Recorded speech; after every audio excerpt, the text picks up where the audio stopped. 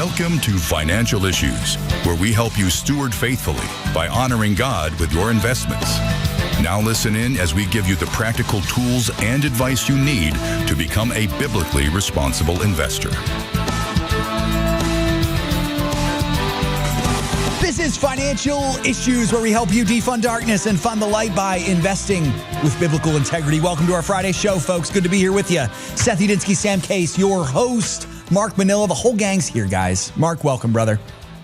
Oh, good to be here on this great Fun and Focus Friday. Fun and focus. Not just Focus Friday, but fun and focused. Yeah, it's going to be a good one, Mark. It is Focus Friday. That means we want to focus on you all, folks, your calls. Light up those phone lines right now. The phone number is 610-363-1110. Break the system. That's right. Break it down. Overflowing numbers of calls. Amen. Let's see if we can do that. I'd love to do it. Your calls and questions. That'd be fun. Don't forget, folks, we have overtime right after the live show. The show continues. Not a big change there. Just make sure you have access to the website or the app or one of our social streams. You can get that for free, access to all of those. Also, a good question here. How might I manage taxes when selling a coin collection? We might get to that later on in the show, guys. But first and foremost, Mark, as you know, it's been a rather volatile week in the markets. Up and down the markets went this week. Thursday saw a retreat back from Wednesday's win.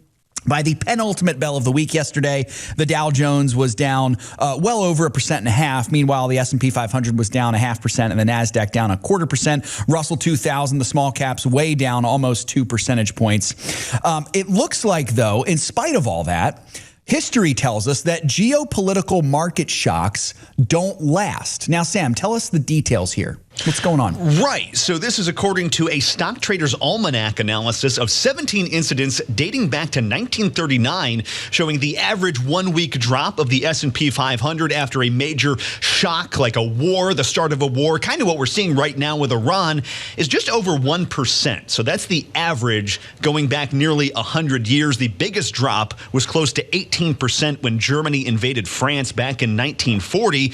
But 12 months after the crisis, the typical crisis, the S&P 500 has posted an average gain, actually, of about 3%, so proving that the long-term effects of these things isn't always as bad as it seems. The biggest 12-month gain, for example, was 32%, and that was after the start of the Gaza war in Israel back in October of 2023.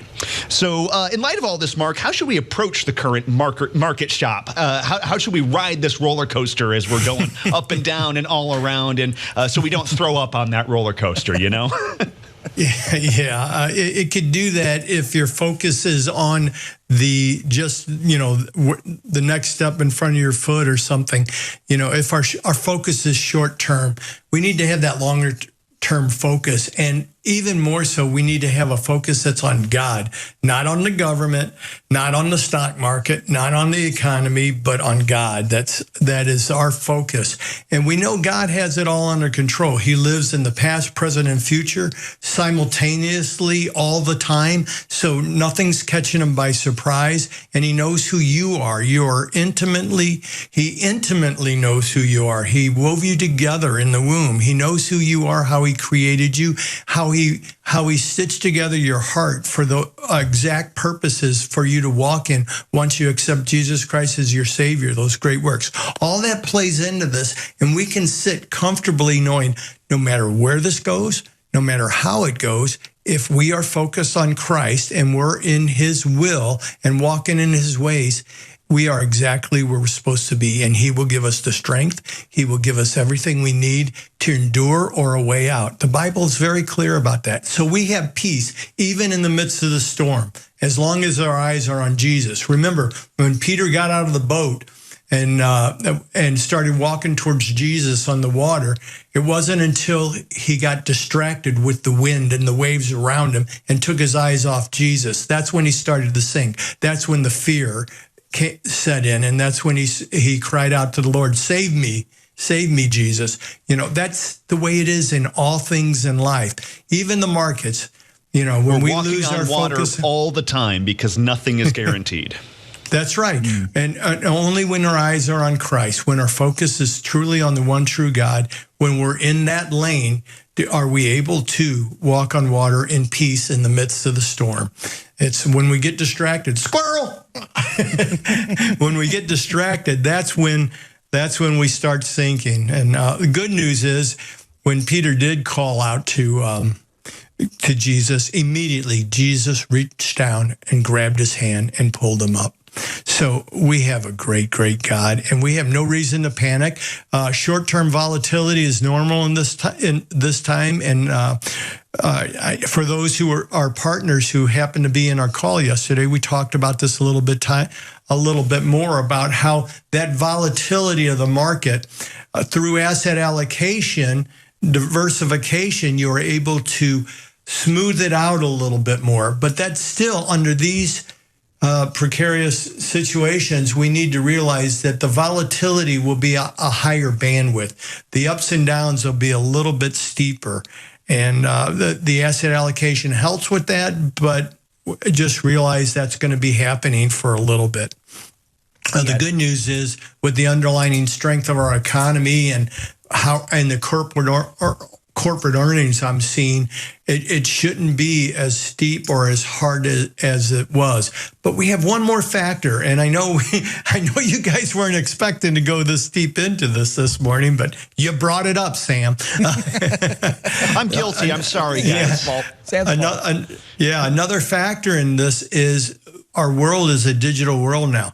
When you talk about Germany invading France, or you talk about any of the other things over back to 1939, the 12 or 13 different times that we've had geopolitical market shocks, we didn't have instantaneous communication worldwide, both correct and incorrect information going out as equally strong. And when I say that, I mean, I see things every day when I look at the social media that are just made up, nothing based in fact. And it just gets out there, and it's like, no, we didn't, no, our aircraft carrier wasn't sunk by a drone. No, this is not true. You know, there's just all sorts of stuff that hits the news that are lies. Yeah, and or Ron posting that AI video that they struck that huge tower in the UAE. It just wasn't true. Yeah, there's just so many different things that come out. So we're inundated with propaganda continuously. And we need to be able to shut that down and just focus on God and know that He is great. We will have peace then. We'll also weather the markets.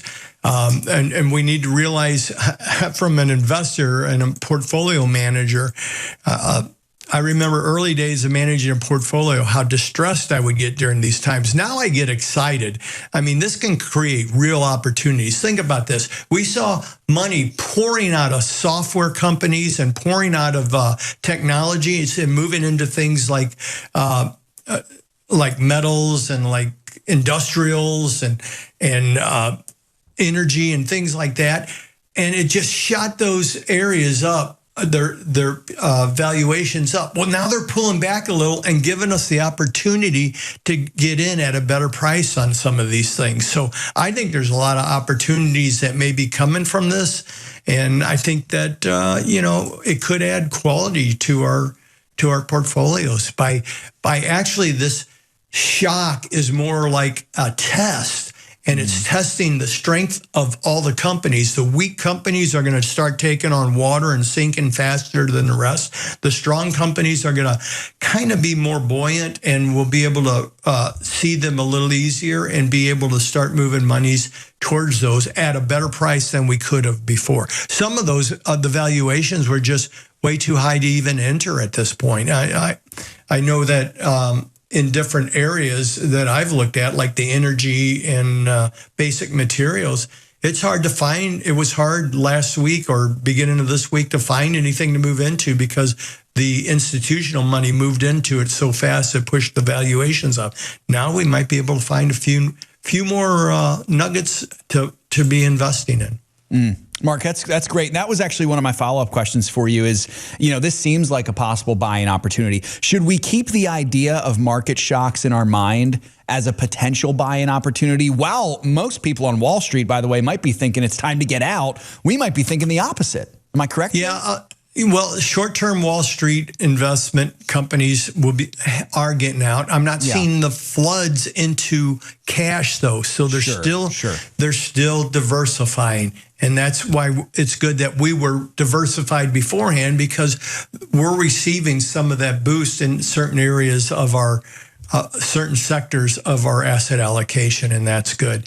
That's one of the reasons that we're here, is to help remind you it's a long-term game. There are times to get out of things, as you've seen. We talk about sells and buys and holds, and there are some things that the shock is showing us they're too weak to be holding, that the recovery might be too long. That's good. That's why we tune in to Financial Issues, and that's why we take your questions. 610-363-1110. The reality is you do have questions right now. We know it. Share them with us. Let's work them out together.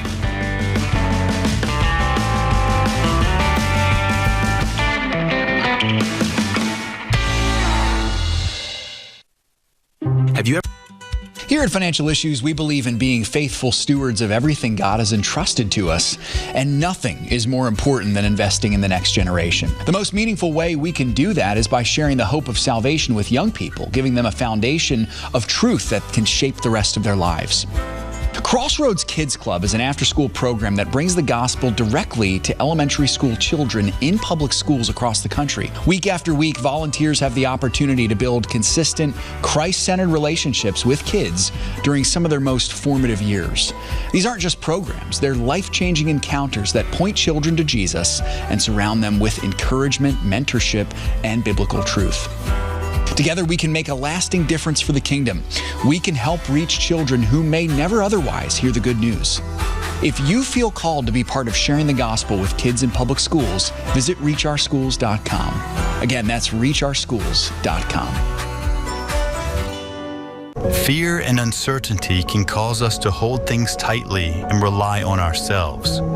But during uncertain times, as believers in Christ, we are called to surrender fully to our sovereign God. Learn a biblically responsible investment strategy proven over 25 years. Keep the money God has entrusted to you out of companies that participate in things that God detests. Fully surrender. Become a Financial Issues partner today. If a woman sees her baby on ultrasound, it doubles the likelihood that she'll choose life. On top of that, we share the gospel of Jesus Christ with her. This is why you should support preborn. Then they sat me down. If you were to die today, do you think you would go to heaven? And I was like, no. Keeping the child was my first stepping stone. And ever since then, God has cleaned me up from the inside out. Help support women in need. Go to preborn.com/FISM.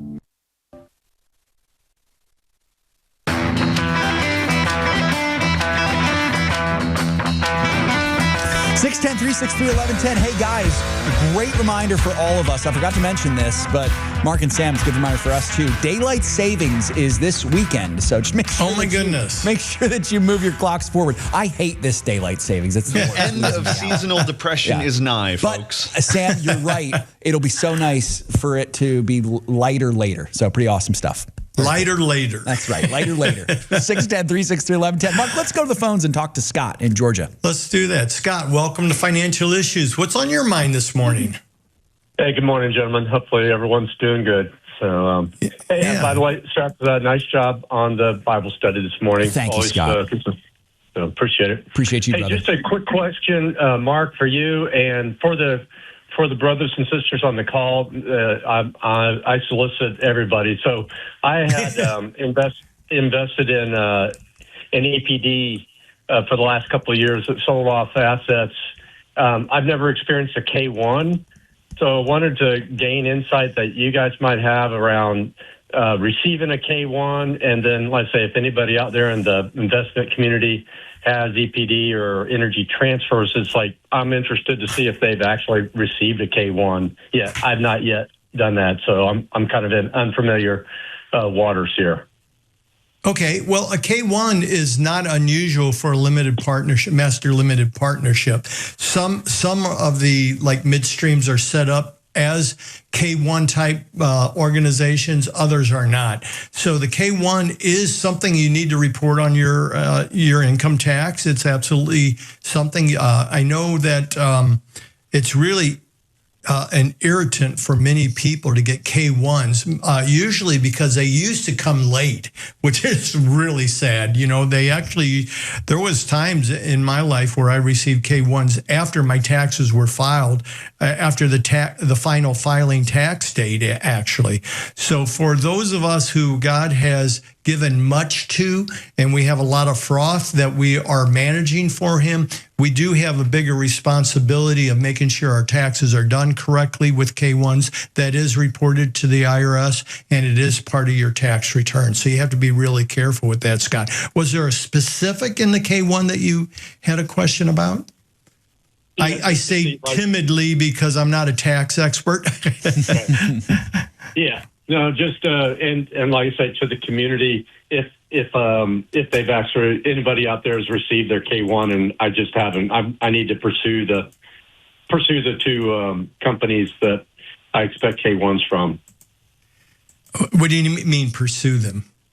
Well, I just want to gain. I'm supposed to be with my tax man next week, and I've not yet received the K1, so I'm scratching my head saying, is this going to happen? Yeah, Scott, you know what? I'm even seeing too, K1s unfortunately tend to arrive later, which is annoying, you know, March or April. So it would be great to have it in January, but... a lot of people want that to happen, but it's not going to happen.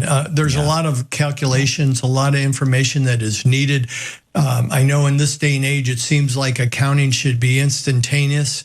It's coming soon with AI and stuff where AI is taking over accounting systems and making things more real time and stuff, but it's still not there. So patience is really needed in this. Just get to the point where you realize, you know what, I'm not going to get my taxes done until everything comes in or the deadline is here. And then sometimes they even do it's gotten so much better. I have such a long history in the markets that I remember I'd get K1s finally, my taxes would start to be done. I'd file my taxes and then we'd get an update on K1s, you know, and a correction on them and stuff. So it's been a little bit of a mess over the years, but here's the deal. No big deal. If you're not over withholding purposely to use it as a really poor and detrimental savings account, then your tax, you shouldn't be getting a whole lot back, or you shouldn't owe a whole lot either way. You know, you just start managing your taxes better if you're starting to get into K1s and into that area of where you are more sophisticated and realize God has entrusted you with much and you're expecting much of you to represent that. That's all. It's a blessing. God is saying you've moved up from a junior to a senior now, and you're in a stewardship mode of more is required of you. And you praise God in that and you move forward. All right. Very good. Well, and like I say, if anybody on the chat wants to reply around their status, that would be good too. Yeah. Also, one of the things that Seth and I just talked about this morning is we're going to take a look at all the holdings and see which ones are within the K1 area, so that we can let everybody know, okay, these are companies you should be receiving K1s from. You know, because some people just say, you know what, I don't want to do this. I don't want to have to hire somebody to do my taxes who understand K1s. I don't want this to happen, so I want to avoid these type of stocks. So we're going to try and let people know that you will receive a K1 from them. And that way, if you haven't received it, you can go out to their site and look it up and see when the K1s are going out. Right, absolutely. And Ethan looks like he's replied as well. So yeah, Scott, I was going to tell you, just hop onto the chat, man. There's some insights there already. Yeah, for sure. Thank you so much for your Scott call. God bless you. Appreciate you, Scott. Yeah, have a blessed weekend, y'all. You too, brother. God bless. Mark, that's great. Something we don't often think about, I think, until it comes to the time. So it's good that Scott's being proactive with that. That's great. Well, Mark, why don't we get to this question here? And it's a good one. Dennis is asking, hey, Mark, should I open a TSA? Now, when I saw TSA, I first thought to myself, what's he talking about there? It is, in fact, the Trump savings account. What should he do there, Mark? Oh, well, Dennis, thank you for asking that question. If you've been listening to the show, you've heard us talk a little bit about this, and this gives us the opportunity to talk more. I love the idea of the Trump savings accounts for children, for anybody under 18. I love the idea that we can put up to $5,000 into account, get it invested, and have it growing for our children, especially lower income and children and grandchildren. Think about this. Not only can the parents put that money in there, but people like Michael and Susan Dell, who donated billions to be put into these Trump savings accounts for people who are signing up for them. I believe we'll see more and more corporate sponsoring of these for employees that say, hey, you got a child or grandchild, we'll put money into there, just like we do into your 401k when you put a certain amount in, maybe matches. And there's so many ways this can help break the dependency on government benefits, the government slavery that has been put in place over the years out of compassion originally, but then I think more and more it's been the just control and buy votes with. But that's another story. But we can break this now by having children and grandchildren developing thousands, tens of thousands, hundreds of thousands by their early 20s and even millions by the time they retire, by just not only the parents putting in or grandparents, but also friends, neighbors, corporations putting money into these and breaking that dependency on the government to live under Medicaid, to live under just whatever monies the government are given, the food stamps and the housing benefits and all that. They can move on and start living a free life and realizing the fullness of Christ in it. So I love that. Unfortunately, these are not for Christians right now. And when I say that, what I mean is the only thing they can go into is an S&P 500 index at this point. I believe this is an oversight of the Trump administration. I don't believe they did this on purpose. I know that President Trump has said over and over he wants to make America one nation under God again. So I just think they didn't realize that there's a portion of the S&P 500 index or any of the major indexes that are compromising biblical responsible investing criteria.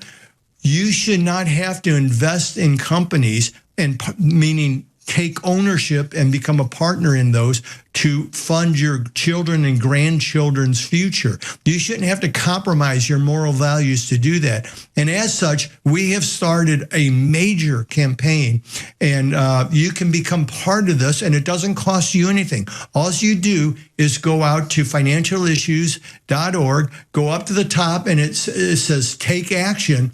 Click on that button and sign the petition that we are going to take to Washington, D.C. and deliver once we get thousands of signatures on this, and see if they'll respond by making sure the rules allow investments, indexes that are biblically responsible, like some of those in the Timothy plan, some of the ETF. The large mid-cap ETF, for example, is actually an index fund that is clean. The small ETF, small mid ETF is actually an index as well. If we could get those in there as well, or something similar, then we as believers could participate in this great idea that Trump had to help people get free from the government slavery of benefits that hold them down and move on to a better life. We could participate in that too. Every Christian could, without compromising our values. So here, this is what I'm going to ask you, Dennis. I know I've ran long in this, but it's so important. Here's what I'm going to ask you. Go out to financialissues.org, sign it right now, but don't stop there.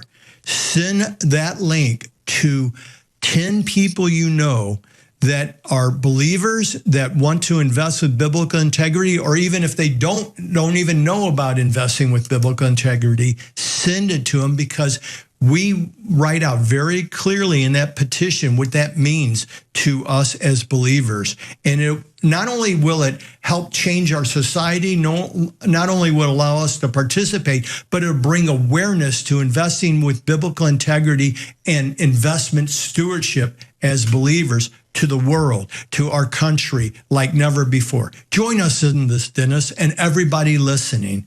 I would really appreciate that. And join us here with your questions, because we had Scott and now we had Dennis and now we have Keith on the phone waiting for us to get to him. But we only got 45 seconds left of this segment, Keith, so we'll get to you as soon as we come back after this little break. Light up the phone, 610-363-1110. That's 610-363-1110. And go out and sign that petition. Let's do this.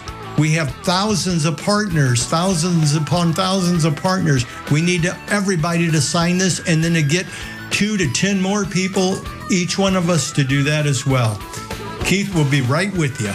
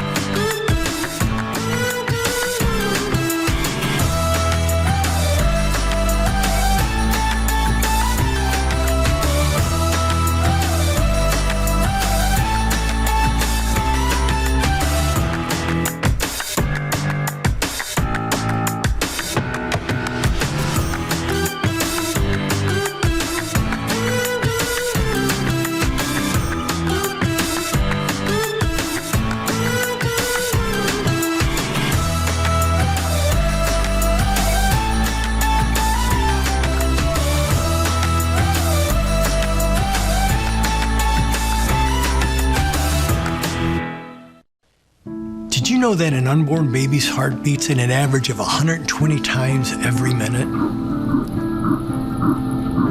That steady rhythm, that precious sound, that's the sound of life.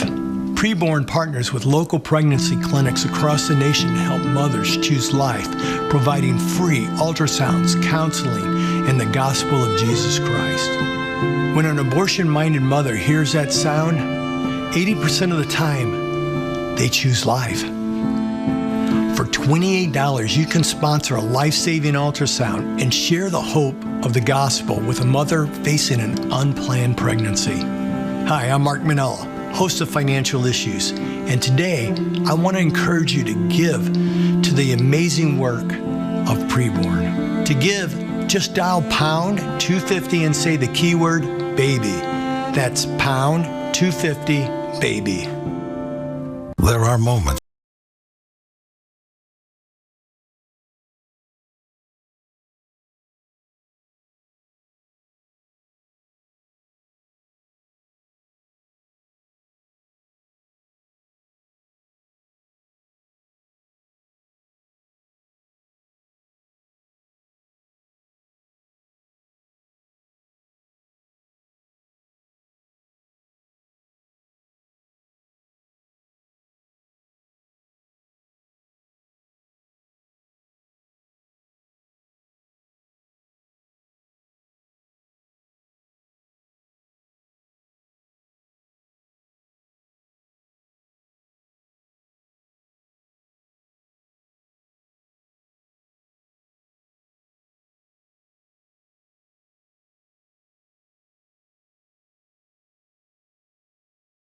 Carefully before investing.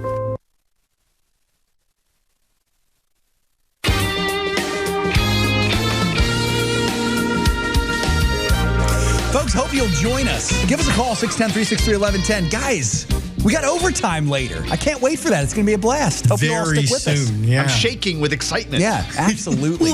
The way to join us for overtime, folks, by the way, if you're listening on the radio or watching on a TV outlet right now, get to financialissues.org/watch. That's the best place to go because it gets you to the chat. You can also do that via the app, or you can join us on the social media streams we have right now as well. YouTube, Facebook, Rumble. While you're there, give us a share, like, and subscribe. That would be awesome if you could do that. Smash that subscribe button, as the podcasters all say, right, guys? 610-363-1110. You know, I don't know if Keith's ready yet, but Mark, why don't we give Keith a try here and let's see if we can go to him. Let's do it. I don't think Keith is ready. I think he's still on with Darlene. So while we're waiting for Keith, let's get to Sherry's question here, Mark. This is another good one. Sherry's 68. She says, my husband's father left a substantial coin collection. He'd even incorporated a company with some partners. His father said, when it hits $50 an ounce to sell, where should I sell? How should I manage regarding taxes? I already sold one group, giving about $37,000 to each of our 4 siblings, and we are retired. So Mark, kind of a sort of a meta question here is, if you get a physical inheritance like this, like a coin collection, what do you do with it, and how should we think about it regarding taxes? Interesting. I'm not a tax legal expert, but I do believe in this situation you might want to get some expert advice on this, because it is taxed differently. Metals are taxed differently, precious metals and other things. I think you did a little digging on that, Seth, to find a little bit more so on here, that. Why don't you share with us what you found? I would be glad to, Mark. So Sherry, with managing taxes, the sale of inherited coins is basically taxed in the United States under the IRS rules for capital gains. It's basically that. Typically provides significant tax advantages via the step up in basis, but tax rates and classification differ. These coins would be classified as collectibles by the IRS. And again, like Mark, I'm actually far less of a tax expert than even Mark would be. But this is the information that I have on it. Long-term capital gain taxed at the maximum rate of 28%. That's higher than the standard, but it applies even if your ordinary income tax bracket's lower. That's the big thing you have to consider with this. So just as an example, if you owned coins that have a fair market value of $10,000 at death and you sell for $15,000, that's a $5,000 long-term capital gain taxed at up to 28% is basically what that is. There's some exceptions to this, certain bullions, but gold and silver coins are treated as collectibles. And so it sounds like the ones that you have are. There's no tax on the inheritance itself, but it's just the coins themselves. So Sherry, I'd say for you, just be ready to pay those capital gains at up to that 28% point. If you're in a lower tax bracket, that number could be lower. And if it's a higher tax bracket, there might also be a chance of paying an extra 3.8% NIIT. So just something to consider with you there. Mark, something really important that we talk about is don't be afraid of paying taxes on a sale of something. Like you sold something. Right. That's a good thing. Taxes come with it sometimes. So. Right. And the bottom line of that, before you move into anything, you got to know there's going to be tax on this. This is the way the world works. Exactly. Just get used to it. I use the illustration. Seth, I'm going to give you $1. Now you give me 35 cents back. Yep. How many times do you want to do that?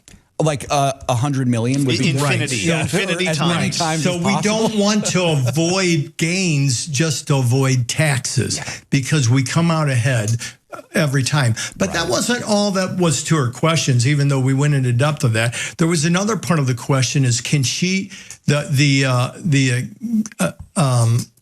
husband's sister, I think it was, the husband's sister is executor of the estate and she's holding back, or they feel like she's holding back. That was actually a different question, but it was Sherry asking it as well. I think it's the same.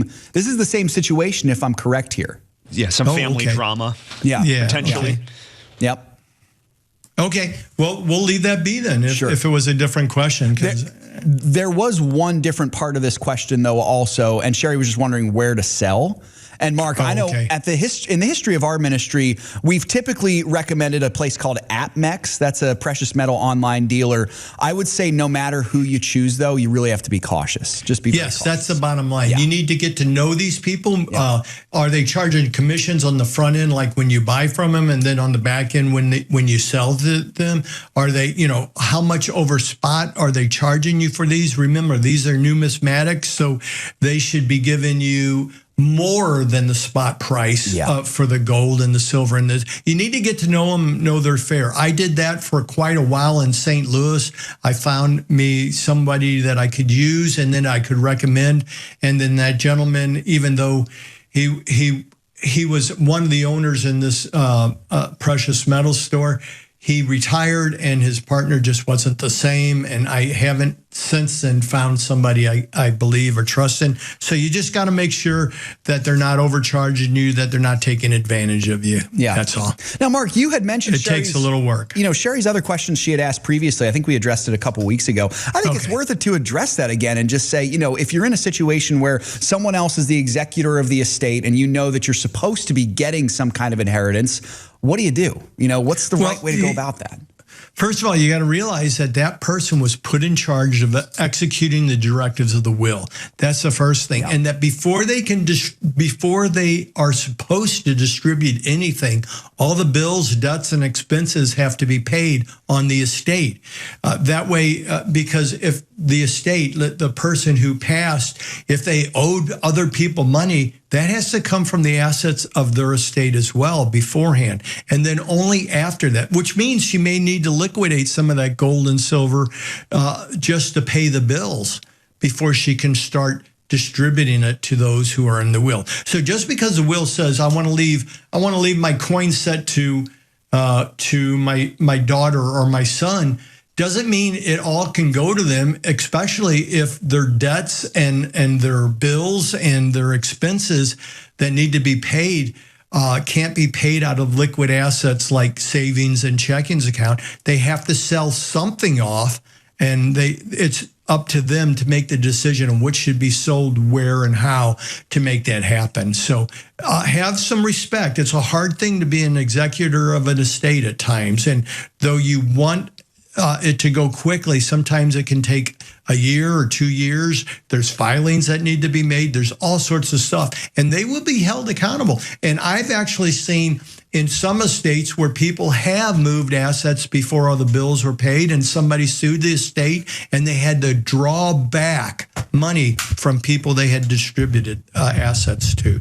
So it's a tough job being an executor, and please realize that be praying for them and see if you can come alongside and help them before you start making accusations about they're holding back or they're doing the wrong thing. Good stuff, Mark. 610-363-1110. Let's get to Keith now. He's ready for us. Keith from Texas. Okay, Keith, welcome to Financial Issues. You all ready for us? You got a question lined up?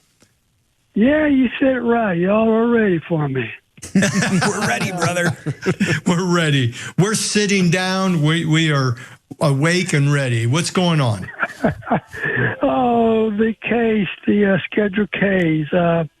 The gentleman called before. My investments are with Fidelity, and all I have right now is a preliminary report, and I printed it off just to go through it, and I should be getting the regular report by March the 11th.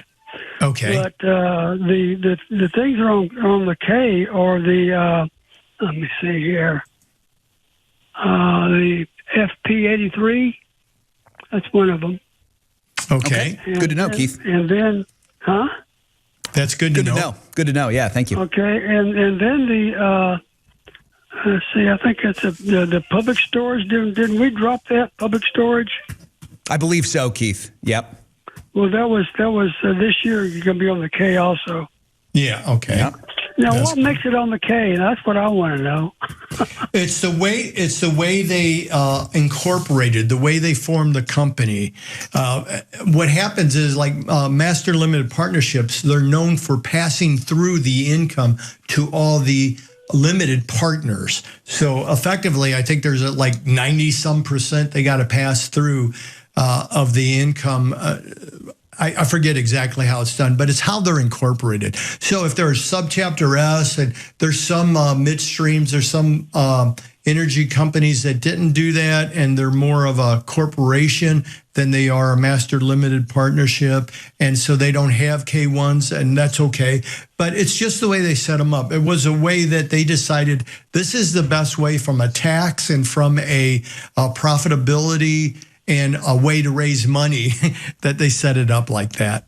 originally. Okay. I think more and more companies are getting sensitive to the idea that a lot of people do not like this K1 stuff, and they're actually changing their structure or starting other companies and moving things that way. So, K1s are. I may make a change in my plans here. A change in your plans? Why is that? My investment plans.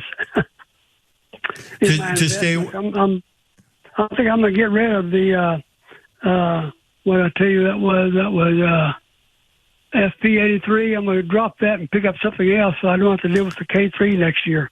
The K1s, that makes sense. Yeah, for sure, Keith. You can do that. Just make sure that you're getting the same income, and the bottom line is, after it's all said and done, you're still coming out with a better return than you did with the FP83. That's all I would look at is a total return. You don't just look at whether it's taxable through a K1 or whatever, but you want to look at the bottom line, the full bottom line, after taxes, everything. Am I making more or less? Hopefully you're making more by listening to the show here. The number is 610-363-1110. We'll be back in just a moment to get to you, Bob. Stay with us here, and who's ever on line one, that gives us a couple lines still open if you want to get in. 610-363-1110. Here at Financial Issues, we believe in being faithful stewards of everything God has entrusted to us, and nothing is more important than investing in the next generation. Crossroads Kids Club is an after-school program that brings the gospel directly to elementary school children in public schools across the country. These aren't just programs, they're life-changing encounters that point children to Jesus and surround them with encouragement, mentorship, and biblical truth. If you feel called to be part of sharing the gospel with kids in public schools, visit reachourschools.com.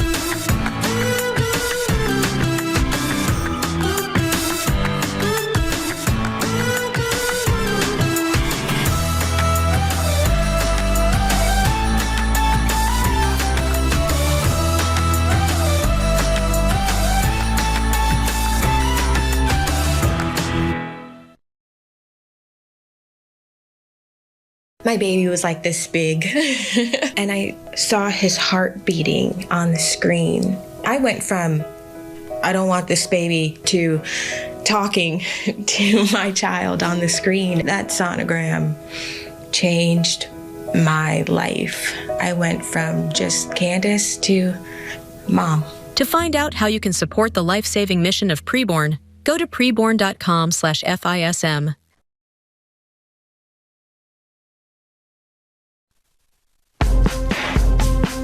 The opinions and recommendations expressed on this program do not necessarily represent the opinions of the station or any of the program sponsors.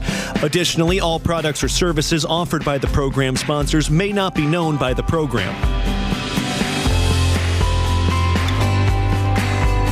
610-363-1110. Folks, we got one line open, so you're going to want to fill it right now if you want to get in. Of course, we do have extended showtime today, so don't miss that. But that's overtime. No to be lazy when getting your call in. Call in right now. That one line's open. Fill it. Go ahead, Mark. Sorry. But before then, let's get to Bob. Yeah, Bob, welcome to the show. We're glad you're with us today. What's on your mind? Good morning, gentlemen. Blessed and thankful. Excited for a upcoming weekend. Amen. Yes. A well-deserved weekend, I think, for most of us. It's been a busy, a marathon week, hasn't it? It has been a wild week. It started this past weekend and it's been wild all the way through this week. You're right about Amen. that. Amen. Yep. So what's on your mind, Bob? Well, when it comes to funding, I have a conventional account with, that I have my account through and have all my portfolio set up. And it's through Fidelity, and I have my Roth IRA set up in Fidelity as well. Is there any tax implications, or is it okay to basically take cash from my conventional account? Some of the cash that's in my conventional account is cash that I just put in, and some of the cash is from cell alerts. Mm-hmm. Is there any problem moving that directly over into my Roth IRA and funding it that way?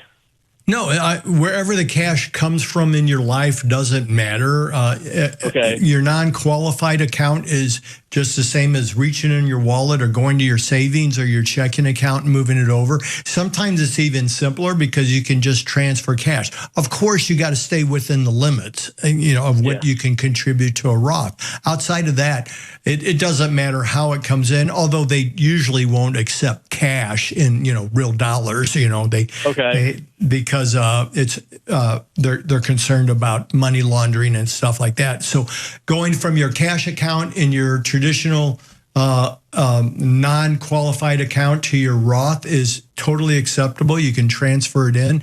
You just got to make sure when it transfers in that you have had done it correctly, that they know that that's to be credited to the amount that you are contributing to your Roth that year, and make sure you don't go over the contribution limits. That's all. Okay. Yeah. Great. Yeah, you can do that.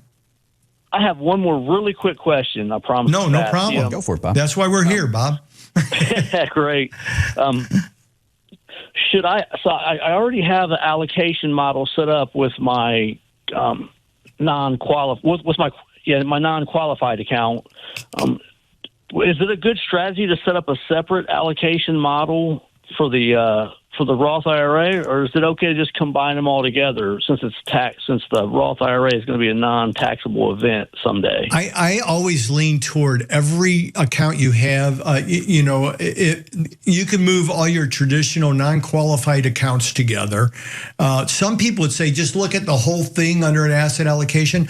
But even if you're going to use the same asset allocation in your Roth as you're using in your individual account, I would set them up separate just so you could see that and realize that the total return on your Roth could be more just because you're never going to pay taxes in that. And when you take it home, you're taking it out fully. So then you can make decisions when you get to retirement of saying, okay, this account has this much money in it. If I take out, I need X amount of dollars to pay off my house. If I take it out of the Roth, I need that exact amount. If I take it out of my individual account, I'm going to need that amount plus the taxes that I got to pay on it. Okay. So it helps you a little bit. I don't see any. I like the idea of the different types of accounts being separate portfolios. I also can see the logic for people who like to simplify things and say, okay, I'm just going to make it all one big account under the financial issues tracker, portfolio tracker, but what I'm going to do is put this sort of asset in the Roth and the income over here. I don't know. To me, it's cleaner by having separate portfolios in the portfolio tracker for each of your accounts. And Bob, you can do that real easily on the website. When you're on the portfolio tracker page, there's that plus button. Just click on that and you can create a brand new account. You can do that for multiple accounts. Terrific. Thanks, guys. Have a great weekend. All right, Bob. Thanks, God bless you. God bless you, brother. Mark, why don't we get to Luana? Let's do that. Hi, Luana. Welcome to Financial Issues. Welcome to Friday Fun and Focused. Yes. Good morning, gentlemen. I was listening to Seth the first time that made me want to call in. And his comment was on daylight savings time, saying that he hates daylight savings time. I remember this when I was growing up. The politicians was talking about daylight savings time and kids having to get on the school bus in the dark. And that's when they changed it. So thank you, Luana. No one talks about that. Fair enough, Luana. Absolutely. Here's my problem, Luana, is my selfish tendency is like, I don't want to lose an hour of sleep, It's just one day. It is just one day. Eventually the body gets used to it. And the trade-off for the sun going down later is not so bad. So I'll take that. And like Sam was indicating earlier too, a lot of people get depressed with the sun going down at 4:30 in the afternoon. Yeah. You know, it causes that. And I know daylight saving times went way back to farmer times, but farmers didn't need that. They knew when to get up. They knew when to work. They knew when to eat, you know. Right. I find it just a little bit crazy that some parts of the U.S. have daylight savings times, some parts don't. And it just confuses me a little bit for, I don't know, a half a year. That's why Seth is always is backing me up. No, Mark, that's at 11 o'clock Central Time today. Okay, thank you, sir. That's what I'm here for. Yeah. That's good. Well, thank you, Luana. I appreciate that. You're I love your heart, too, by the way, caring for others. That's awesome. Oh, thank you. Now, for the question I have for you, Mark, it's how to take profits. Is it that when the stock prices increases, the stock is more valuable, evidently, or is it that the profit goes into something else for you to take profits? Okay. When we say it's time to take profits on a stock, that means that the stock has appreciated substantially over what it was, enough that we should take the profits or prune back that holding back to the original corridor, the asset allocation corridor that we have set for that stock. And the way you do that is you just sell off the amount of shares so that it brings it back within the recommended asset allocation. Then you take those monies, and depending on the markets, if the markets are strong, if the markets are doing well, if there's opportunity, you take those monies and you seed those into other corporations that you're hoping are going to grow and be fruitful trees as well. So what you're doing is you're expanding your investment garden there, and you have more opportunities. And if one tree dies, you have other trees that are blossoming. That's what we mean by taking profits. Did that make sense? I understood that. Yes, I appreciate it. Thank you. Well, thank you for the question. You all have a great weekend. You too. God bless. God bless you. That's great. Mark, man, I'd love to squeeze. You know, why don't we give it a shot? Let's try to squeeze Dan in before overtime. And Gina, we see you calling from South Carolina. Just hang on because our phones are not closing, folks. We got overtime. Yeah. Hi, Dan. Welcome to the show. What's going on? We got 2.5 minutes here. Thanks for squeezing me in.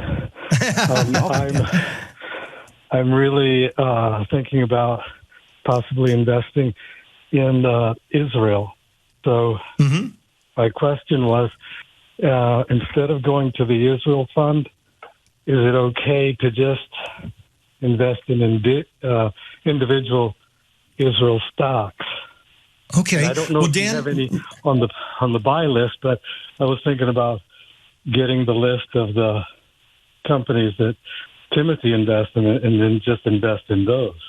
And that was going to be my quick answer to you, Dan, is go out to timothyplan.com, go in and take the fact sheet, and it'll show you the top 10 stocks. You can look at the quarterly report and see all the stocks, but you could go out there and know that all those are biblically responsible. All those are recommended by those managers. So you could go and do any one of those that you like, or multiple of those. So you're right online. I think you're using that noggin. And if you want to buy individual stocks and not do the Israeli Common Values Fund, you could do that. Absolutely. Hey, Dan, don't give up on the Common Values Fund. It's done well. It has. You might want to use that and then overweight some of the stocks in it by buying them individually. Exactly. Dan, how about this? I'll do you one better. Stay on the line with Darlene. Give her your email address. I have that prospectus, right? The fact sheet here. I'll just email that to you. Oh, great. Yep. That'll be good. Absolutely. Yeah, Thank you very much. Just give Darlene your email address. You know, we so love Timothy Plan for their dedication to the Lord, just like we love you for being with us and your dedication to the Lord, your love for the Lord and your love to invest with biblical integrity. Thank you for being with us. Thank you for your calls. Stay on the line, Gina. Stay on. Anybody who's calling in, know we have overtime coming and we want to answer your calls. It'll be like 30 seconds after we go to a break. We'll be back with you, and we're here for another half an hour after that. God bless all you who need to move on, and may you have a great week and take the time to praise the Lord this week and thank Him for all He's done and all He's doing. God bless everyone. We'll see you in 30 seconds.